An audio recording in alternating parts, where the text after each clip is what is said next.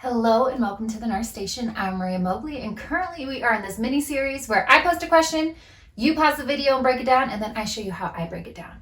So I always tell people you don't have to agree with me. I just want you to have a method of breakdown. So if this doesn't work, find a way that does work for you, okay? So pause that video, take this question, and then I'll show you how I break it down.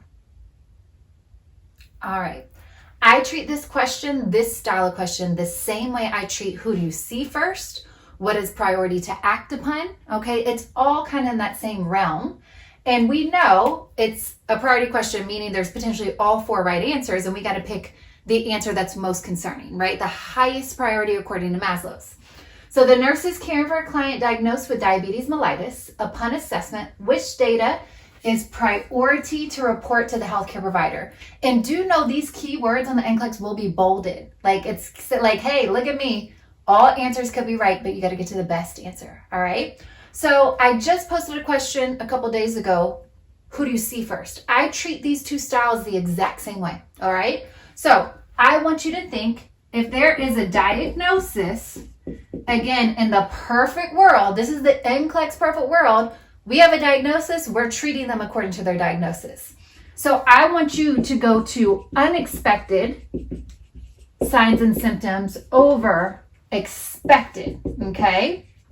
Because if they're unexpected, again, some people label it go to a complication over a manifestation of the disease. Meaning, right, we have a diagnosis, we know the traditional manifestations of the disease. Why are we going to run to that in this perfect world? We're already treating the disease, right? So this is how I tackle these questions. So again, we're looking for unexpected symptoms over expected. This is such a brief introduction to this. There is more to it. So if you need help with this style of question, click on the link in the description below, and it's a much more detailed video because this is just like the intro. There's more things you got to consider with these questions. So we have a diagnosis. Our diagnosis is diabetes mellitus. So we're going to look at this assessment data, and we're going to consider, is this expected or unexpected for a client with diabetes? So a client with diabetes, is it expected for them to have elevated blood sugar? Absolutely, right? That's kind of the definition of diabetes, right? Insulin resistance or type 1. They might not be producing the insulin they need to push the glucose into the cells. But I believe that this is absolutely expected. And yeah, that number is high. And yes, I would treat it in the real world, of course, right? I would give medication to bring that blood glucose down, but it's expected for the disease. So therefore, I'm sure they're already on medication to treat high blood sugar. So I wouldn't run to that.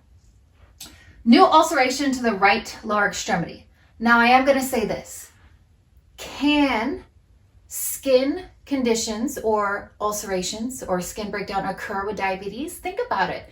Do they have reduced blood flow to the peripheries? Can they have neuropathy? Can they have tingling? Can they have abnormal sensations? Pretty much like picture the blood vessels that transport the oxygenated blood to the rest of the body, and there's elevated blood glucose levels. What do you think that blood glucose sticks to, right?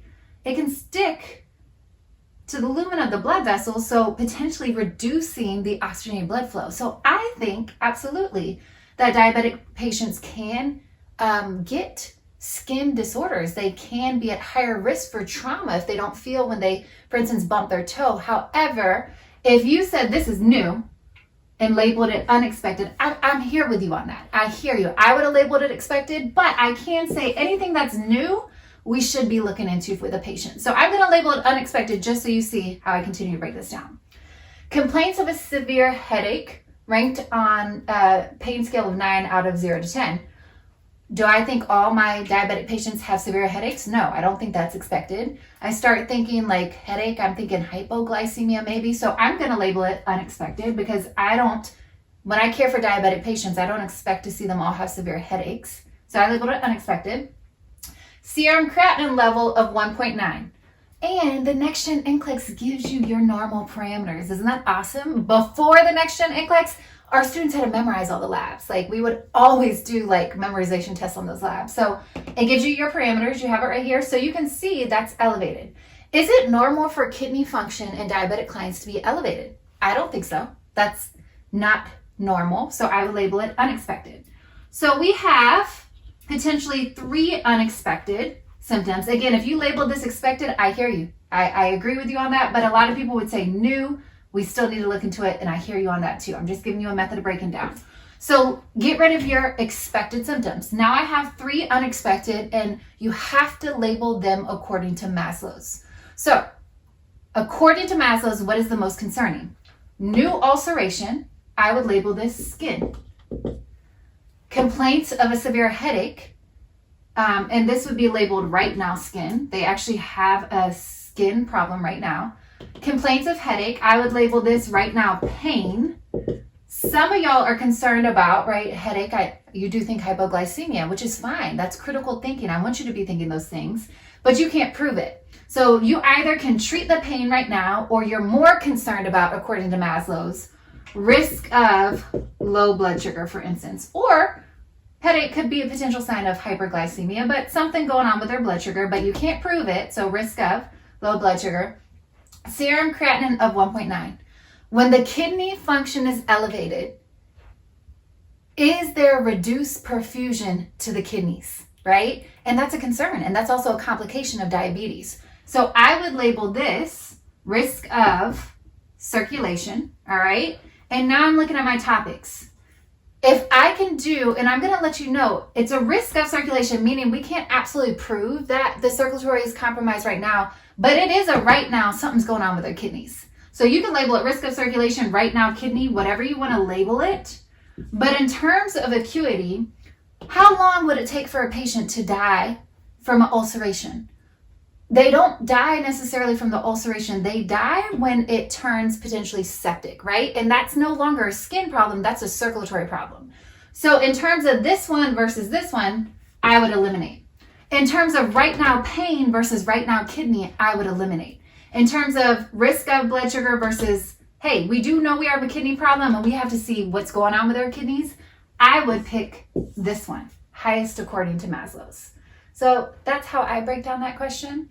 Hopefully I didn't severely confuse you, but this is the method I do. And again, if you need a much more detailed explanation, click that link in the description. It'll take you to my longer video of how to break down this style of question. As always, we're better together. So if this helped you, help somebody else. Take care.